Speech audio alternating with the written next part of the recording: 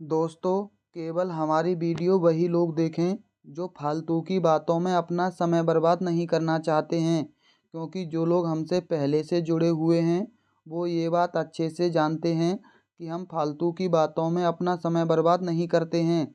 दोस्तों, ये 2012 के हिंदी के प्रश्न हैं। ये प्रश्न फर्स्ट पेपर के हैं। हम सेकंड पेपर के भी इसी वीडियो में चर्चा करेंगे। दोस्तों, हम गद्यांश को नहीं पढ़ते हैं और ना ही आपको पढ़ने की सलाह देते हैं, क्योंकि इससे आपका एग्जाम में समय बचेगा। हम ऐसा क्यों कह रहे हैं, चलिए पहले प्रश्न हल करते हैं, उसके बाद आपको खुद पता चल जाएगा। पहला प्रश्न है, परमुखा अपेक्षितता का अर्थ है। पहला है दूसरों से आशा रखना। दूसरा है पराया मुख अच्छा लगना। तीसरा है पराये मुख की अपेक्षा करना। चौथा है ईश्वर का मुख। दोस्तों, इसका सही जवाब है ऑप्शन ए, दूसरों से आशा रखना।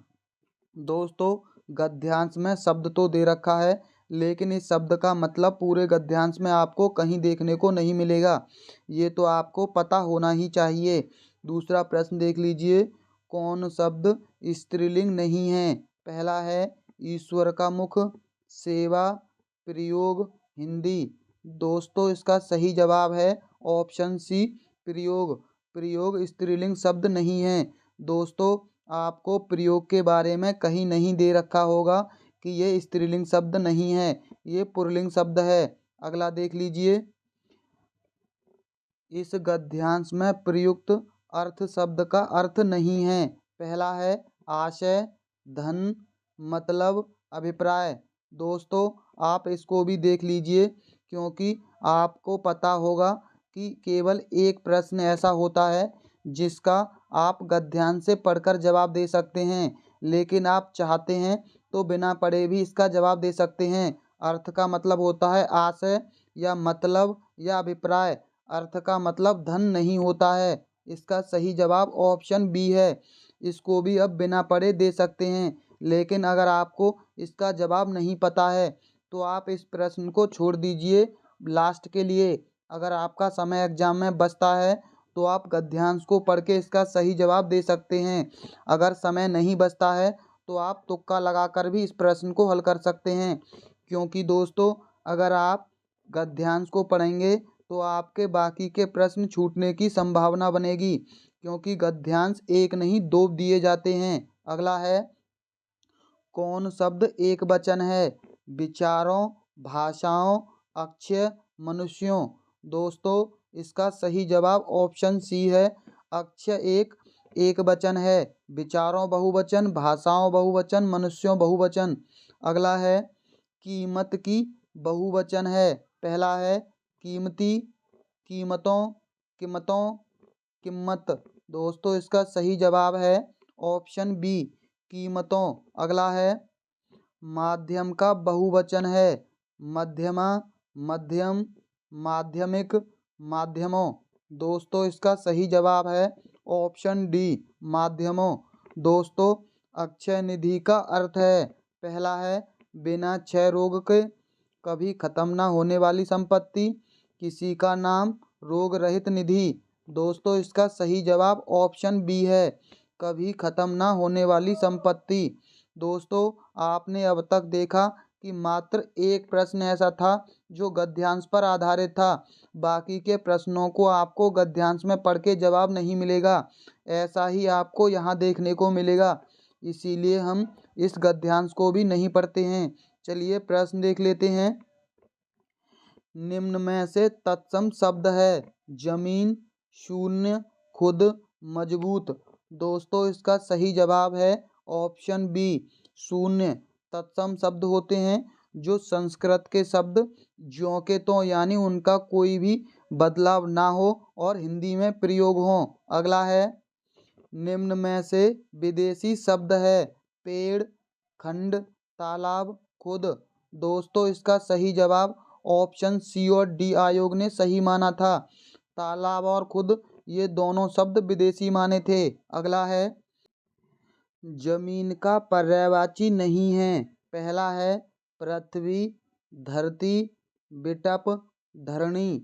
दोस्तों, इसका सही जवाब है ऑप्शन सी बिटप जमीन का पर्यायवाची नहीं बल्कि वृक्ष का पर्यायवाची होता है। अगला है जीवित का विलोम है। पहला है आजीवंत, अस्थिर, आजीवित, मृत। दोस्तों इसका सही जवाब है ऑप्शन डी, जीवित का विलोम होता है मृत। अगला है कौन सा शब्द में प्रत्यय नहीं है। पहला है लोगों में, पशुओं में, सदस्यों में, पीढ़ी में।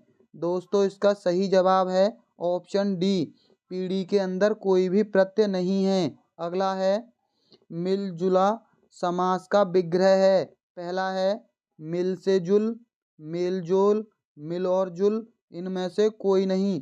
दोस्तों ये द्वंद्व समास का उदाहरण है और द्वंद्व समास के अंदर इसका मतलब होता है और। इसका सही जवाब है ऑप्शन सी, मिल और जुल। अगला है निम्न में से अव्यय है।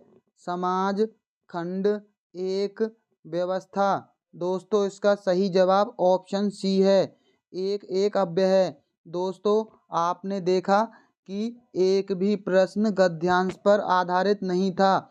बिना गद्यांश के पढ़े भी हमने सारे प्रश्न हल कर लिए। तो गद्यांश को पढ़कर हमें टाइम वेस्ट क्यों करना, क्योंकि एग्जाम में हमें किसी भी तरह से टाइम बचाना है, ना कि वेस्ट करना।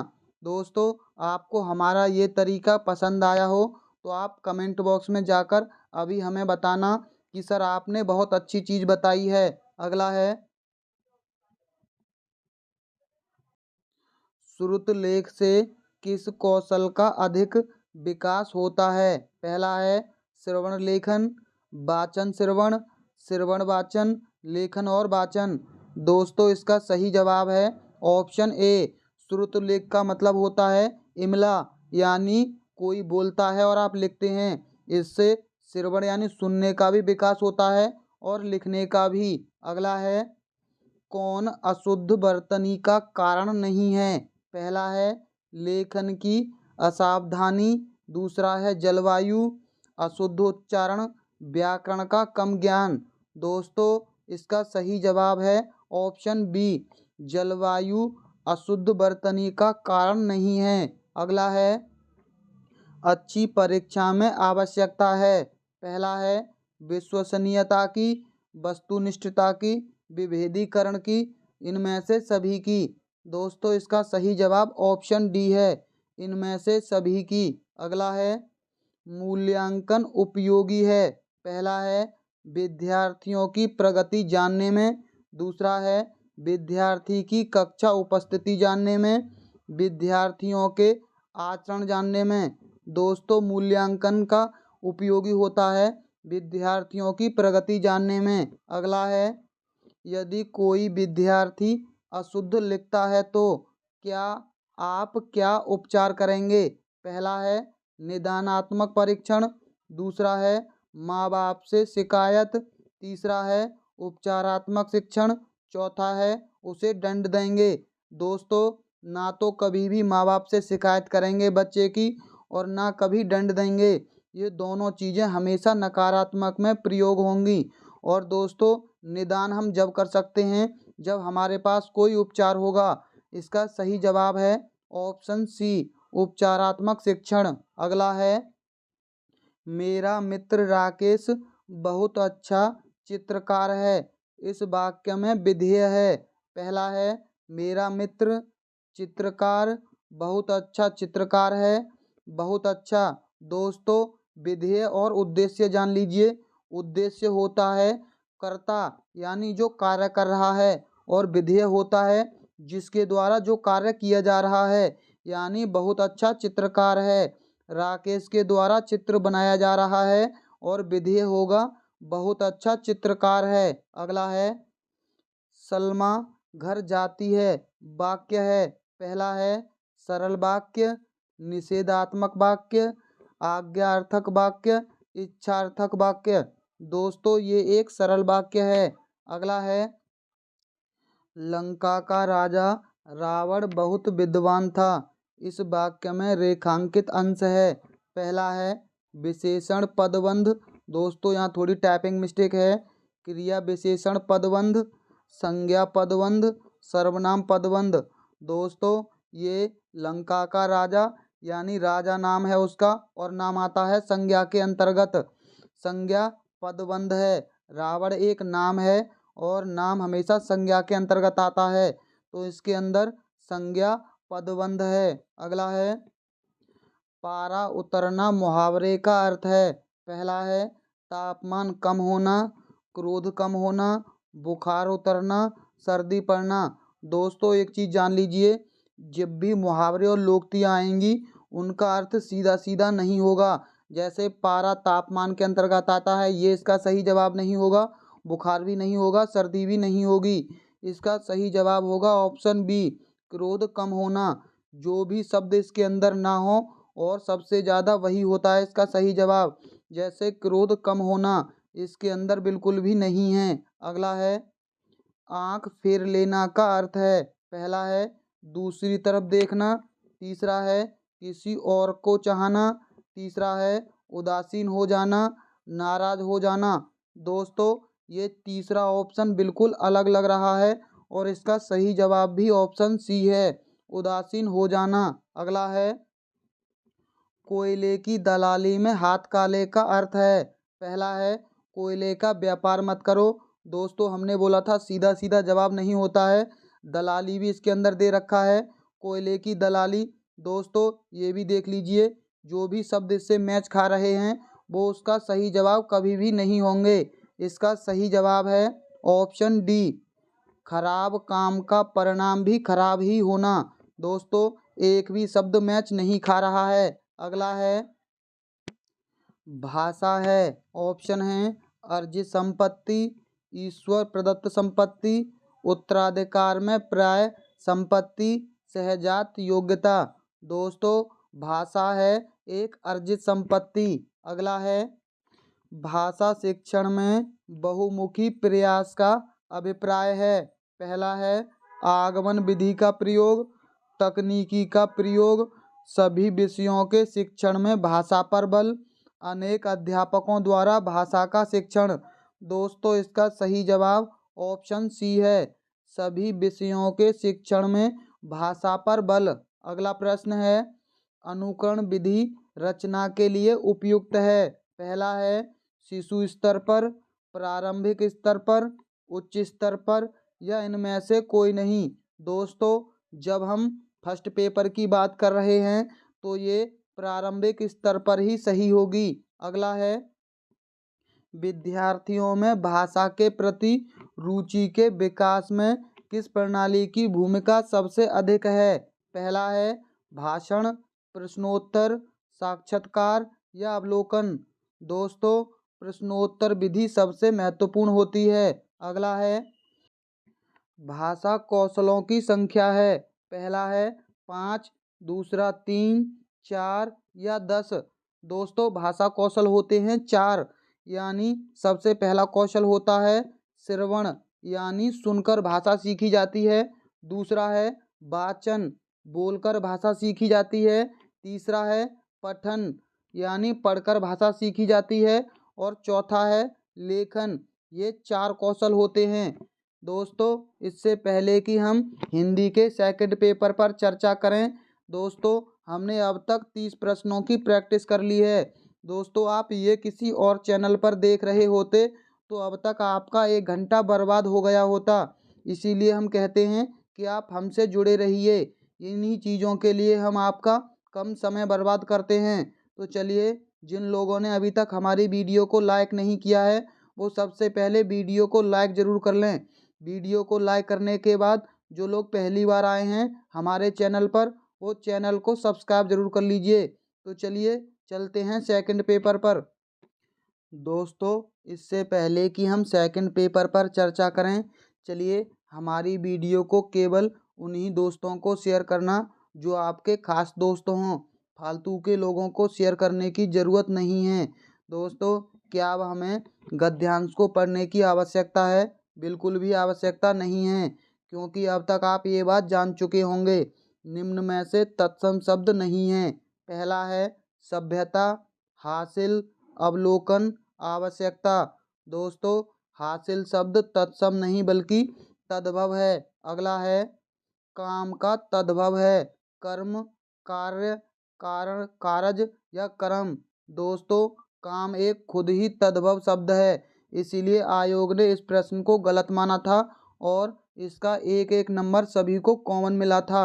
अगला है सुयोग का विलोम है। ऑप्शन है प्रयोग, संयोग, अयोग, कुयोग।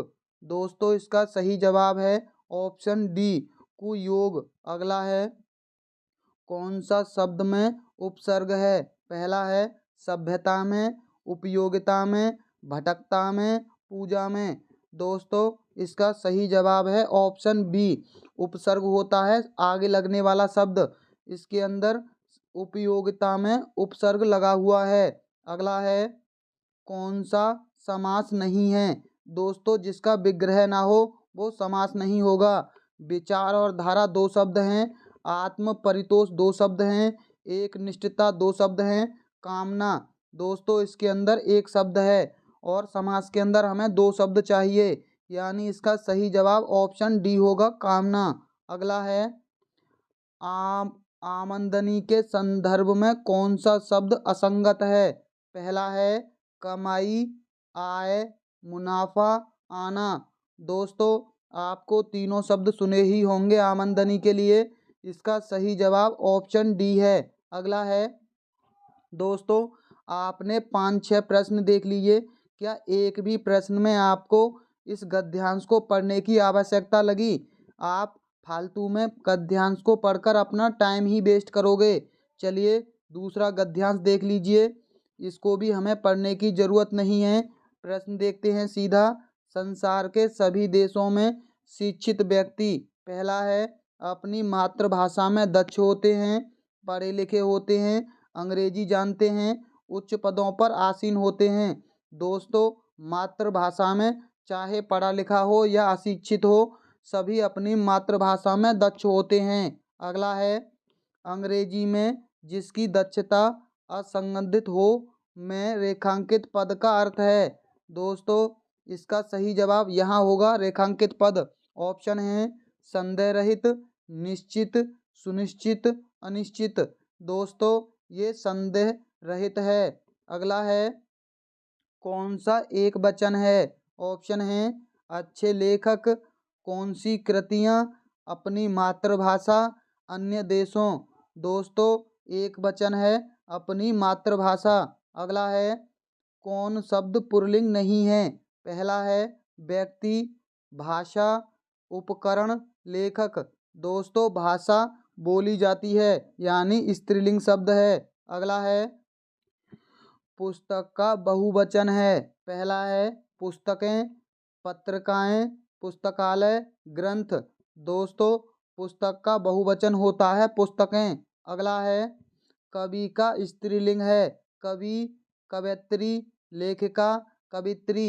दोस्तों एक चीज़ जान लीजिए, आप इस प्रश्न में बहुत ज़्यादा कन्फ्यूज होते हैं कि मात्रा कहाँ आएगी। अब हम आपको बता देते हैं, कवि एक पुरुष है यानी मेल, और जब उसकी शादी किसी फीमेल से होती है तो वो अपना सारा भार महिला को दे देता है, यानी पुरुष अपना भार महिला को दे देता है। और कवि के ऊपर भार है मात्रा का, यानी उसके ऊपर मात्रा लगी हुई है छोटी ई की, तो वो अपना भार किसे देगा? स्त्री को।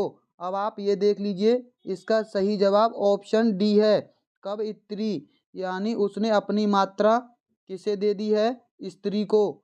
आप इसको इससे याद रख सकते हैं, आप जीवन भर नहीं भूलोगे, अब हमें ऐसी उम्मीद है। अगला है भारत में स्थिति दूसरी है का भूतकालिक रूप होगा यानी पास्ट टेंस। पहला है भारत में ऐसी स्थिति थी, दूसरा है भारत में स्थिति दूसरी थी, तीसरा है भारत की स्थिति दूसरी थी, चौथा है भारत में स्थिति ऐसी थी। दोस्तों इसका सही जवाब है ऑप्शन बी, भारत में स्थिति दूसरी थी। अगला है कौन कथन सही नहीं है? पहला है वाक्य के दो प्रमुख अंग होते हैं, कर्ता और क्रिया। दोस्तों ये कथन बिल्कुल सही है, कर्ता के विस्तार को उद्देश्य कहते हैं, ये बिल्कुल सही है। आप इसे अच्छे से जान लीजिए। कर्ता और उद्देश्य एक ही होता है। क्रिया के विस्तार को विधेय कहते हैं। आप ये भी जान लीजिए, ये भी बिल्कुल सही है। रचना के आधार पर वाक्य 4 प्रकार के होते हैं। दोस्तों, रचना के आधार पर वाक्य 4 प्रकार के नहीं बल्कि 3 प्रकार के होते हैं।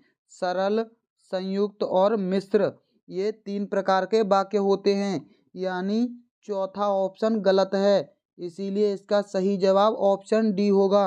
अगला प्रश्न है, एक प्रधान उपवाक्य और एक आश्रित उपवाक्य किस में होता है? ऑप्शन है संयुक्त वाक्य में, जटिल वाक्य में, सरल वाक्य में या मिश्र वाक्य में। दोस्तों, ये होता है मिश्र वाक्य में, यानी इसका सही जवाब ऑप्शन डी होगा, मिश्र वाक्य।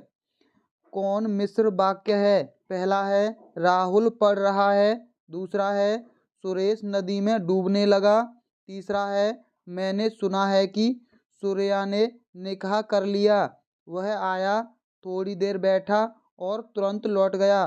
दोस्तों, मिश्र वाक्य यानी मैंने सुना है, सूर्या ने निकाह कर लिया, यानी ये वाला वाक्य मैंने सुना है पर डिपेंड है, यानी इसका सही जवाब ऑप्शन सी होगा। मैंने सुना है कि सूर्या ने निकाह कर लिया। अगला है, मोहन घर से लौटकर कहने लगा कि उसका मन नहीं लग रहा है। उसका मन नहीं लग रहा है, इस वाक्य में रेखांकित पदबंध है। दोस्तों, संज्ञा पदबंध, क्रिया विशेषण पदबंध, क्रिया पदबंध या समुच्चय बोधक पदबंध। दोस्तों, उसका मन नहीं लग रहा है में क्रिया पदबंध होगा, यानी कार्य हो रहा है, उसका मन नहीं लग रहा है। अगला है, काला मुंह होना का अर्थ है। पहला है चेहरे पर रंग लग जाना। दोस्तों, हमने सीधा सीधा आपको बताया था कि इनका ऐसा जवाब होता है जो बिल्कुल इससे मैच ना खाता हो। होली खेलना, बदनाम होना, जिसका मुंह काले रंग का हो वो है। दोस्तों, ये नहीं होगा, ये भी नहीं होगा, ये भी नहीं होगा। बदनाम होना, ये इससे किसी भी तरह से मैच नहीं खाता है। इसका सही जवाब ऑप्शन सी है। काला मुंह होना का अर्थ होता है बदनाम होना। अगला है, होठों निकली कोठों चढ़ी का अर्थ है। पहला है, दोस्तों यहाँ थोड़ी टाइपिंग मिस्टेक है, होठों से निकलकर खुले में आ जाना। दोस्तों, ये भी होठ, यहाँ भी होठ, यानी इसका सही जवाब ये नहीं होगा। मुंह से निकली बात फैल जाती है, घर से बाहर निकलते ही नाम हो जाता है, बाहर निकलने पर प्रसिद्ध हो जाना। दोस्तों, इसका सही जवाब ऑप्शन बी होगा, मुंह से निकली बात फैल जाती है। अगला है, चांदी का जूता का सर्वाधिक उपयुक्त अर्थ है। पहला है महंगी वस्तु, रिश्वत, अनुपयोगी वस्तु, अमीरी का दिखावा।